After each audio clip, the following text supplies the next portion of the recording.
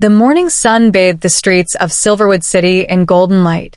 Cars moved along the busy intersections, and the faint aroma of coffee drifted out from cafes that lined the sidewalks. On the surface, it seemed like just another ordinary day. But sometimes, in the blink of an eye, ordinary days become extraordinary. At the center of today's unfolding story was Danielle Carter, a 34-year-old Black woman whose presence rarely went unnoticed. Tall, athletic, and with a quiet confidence in her stride, Danielle wasn't someone you could easily intimidate. But what most people didn't know, what very few could even imagine, was that Danielle wasn't just a fitness trainer or an athlete. She was one of the top tactical instructors contracted by the U.S. Navy SEALs. Her job? Training America's most elite warriors in hand-to-hand combat, resilience, and strategy. But none of that mattered to the police officer who spotted her that day. The spark of tension. Danielle had just finished a 2-hour endurance run. She stopped by a convenience store to grab some water and protein bars before heading home. Dressed in workout gear, black leggings, a fitted hoodie, and her running shoes, she didn't look like someone who trained special forces. She looked like any other woman out for her morning workout. But as she walked out of the store, a police cruiser pulled up aggressively to the curb. The screech of tires cut through the morning calm, making everyone on the sidewalk turn their heads. Out stepped Officer Mark Reynolds, a man in his late 40s with a reputation for being short-tempered and quick to draw conclusions. "Hey, you there. Stop where you are," he barked, his hand already hovering near his holstered gun. Danielle froze for a moment, stunned by the aggression. "Excuse me? Are you talking to me?" "Yes, I'm talking to you," Reynolds snapped, stepping closer. "We got a call about a suspicious individual matching your description. Hands where I can see them. Ask yourself, is this how you want to be remembered?" For a brief moment, uncertainty flashed across Reynolds' eyes. But before he could react, the sound of heavy footsteps thundered down the street. The arrival. 3 black SUVs screeched to a halt near the crowd. Out stepped men in tactical gear, broad-shouldered, disciplined, radiating authority. These weren't ordinary security forces. They were Navy SEAL operatives on break from training. And the moment they saw Danielle, their stiff postures softened. "Coach Carter," one of them called out. The crowd went silent. Whispers spread instantly. "Coach Carter?" "Yes," Danielle replied calmly, still holding her hands up, her eyes never leaving Reynolds. The SEAL stepped closer, his gaze cutting to the officer. "Sir, lower your weapon. Do you have any idea who you're pointing that at?" Reynolds' confusion deepened. "What are you talking about?" She's under suspicion." "No, she's not," the SEAL snapped. "That woman right there has trained half the men standing in front of you. She's one of the top tactical instructors for the United States Navy SEALs. And if she wanted to, she could have taken that gun from you before you even touched the trigger." Gasps erupted from the onlookers. Phones recorded every word. The shift in power. Reynolds faltered, his gun hand twitching. The weight of the crowd, the cameras, and now the imposing SEAL team crushed his authority.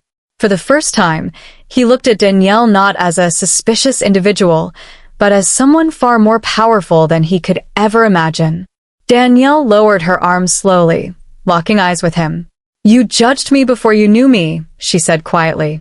"But now the world knows exactly who you are." Her words weren't shouted, but they struck harder than any weapon. Reynolds hesitated, then finally lowered his gun.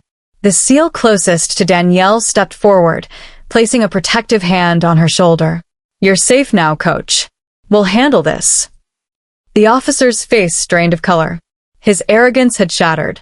And around him, a sea of cameras ensured his mistake would live forever on the internet. The crowd stood frozen, unsure if what they were witnessing was a scene from a movie or a brutal slice of reality. Officer Reynolds' gun was now lowered, but the weight of his actions still hung thick in the air. He muttered something under his breath, as if trying to salvage his pride, but every eye was on Danielle. The Navy SEALs moved closer, their presence commanding. The tallest of them, Commander Blake, stepped forward. His voice was calm, yet firm. "Officer Reynolds," he said, This woman has given her life to training warriors like us. She has taught us discipline, control, and respect. And yet here you stand, aiming a weapon at her, as if she's a threat." Reynolds opened his mouth to protest, but Blake cut him off. "You wouldn't last a day in the drills she puts us through. She has broken men twice your size, not with violence, but with the strength of her mind." Danielle, still steady, finally spoke. "I don't want this to turn into a battle of egos. Officer, you need to understand something. Every decision you make with that weapon can cost a life, and not just mine. Your choices ripple through families, through communities. Today, you nearly tore one apart." The words carried through the crowd. Parents held their children tighter. Strangers nodded in agreement. Reynolds' face flushed with embarrassment. His gun was back in its holster, but the damage was done. He realized this wasn't just about him. It was about every uniformed officer who carried both the power to protect and the power to destroy. Just then, a little boy stepped forward, no more than 8 years old, holding his mother's hand. He looked up at Danielle with wide eyes. "Are you really a Navy SEAL?" he asked innocently. Danielle knelt, a faint smile softening her features. "No," she replied gently. "I train them. I make sure they come home safe to their families." The boy's eyes sparkled with awe. The crowd clapped, not out of spectacle, but respect. Commander Blake looked at Danielle. "Coach, let us escort you home. You don't need to deal with this circus." But Danielle shook her head. "No. If I leave quietly, the lesson is lost. Everyone here needs to see that strength isn't about intimidation, it's about restraint." She turned back to Reynolds, her tone calm but firm. "Learn from this. Don't let fear make your decisions for you. Next time, it might not end this way." Reynolds swallowed hard. For the first time in years, he felt smaller than his badge. He gave a stiff nod, unable to meet her eyes. With that, Danielle walked past him, the SEALs close behind. The crowd parted, watching as she disappeared down the street, a figure of quiet dignity, her head held high. By the time the sun set on Silverwood City, one thing was certain. Danielle Carter wasn't just a woman who trained Navy SEALs. She was a living reminder of what true courage looks like. And for Officer Reynolds, the memory of that day would never leave him.